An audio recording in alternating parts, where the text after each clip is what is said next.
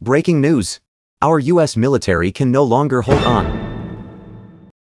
It's pulling its sharpest blade in the Asia-Pacific, troops stationed in Japan and heading full speed for Iran. On March the 13th, the Pentagon officially announced the 31st Marine Expeditionary Unit (MEU) and the USS Tripoli Lightning Carrier have set sail from Sasebo, Japan, and Okinawa with their target, the Persian Gulf. This is not an exercise. This is a war-level reinforcement. Many are asking, with US military bases all over the world, why take forces from Japan? The truth is harsh. First, the Middle East is unraveling. Iran has blocked the Strait of Hormuz, launching saturation attacks with drones and missiles. US military bases have been hit, refueling aircraft destroyed, and aircraft carriers forced to retreat. Airstrikes alone are no longer enough to contain the situation. Second, there is a massive troop shortage. The Fifth Fleet lacks amphibious assault, mine clearing, and sea lane control capabilities. Reinforcements from the US mainland take too long, so troops have to be pulled directly from the Indo-Pacific front line.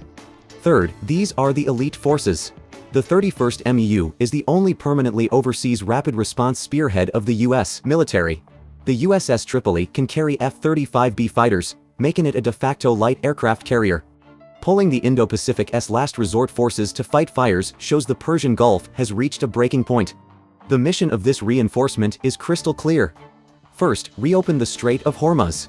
With 20% of the world's oil supply blocked, oil prices have surged past $100, and the US cannot withstand the backlash of global inflation. Second, prepare for island seizure. Iran's Karg Island is its oil lifeline. The US military has already carried out 2 rounds of airstrikes, and amphibious landings are highly likely next to cut off Iran's economic jugular vein. Third, force Iran to back down. Using ground forces combined with air and sea dominance, Washington aims to bring the conflict back to the negotiating table. But here's the problem: Iran simply does not buy this. Swarm speedboats, minefields, and land-based anti-ship missiles are all asymmetric tactics that can blunt US power. An even more dangerous signal has emerged. By pulling troops from Japan, US military is effectively disabling one of its own arms in the Indo-Pacific. This is classic robbing Peter to pay Paul strategically. What this means is, in the next 2 weeks, the Persian Gulf could spark a conflict at any moment. If US troops conduct a forced island landing, and Iran escalates its blockade, it will erupt into a regional war, sending global energy, financial markets, and shipping into total chaos. We think deploying troops can calm the situation, but the reality is, this is like pouring gasoline on a powder keg. When it blows, no one will escape. Shifting troops from Japan to Iran is not the prelude to victory. It may well be the final struggle of a hegemon trapped in its own dilemma. Will the Persian Gulf erupt into war? When?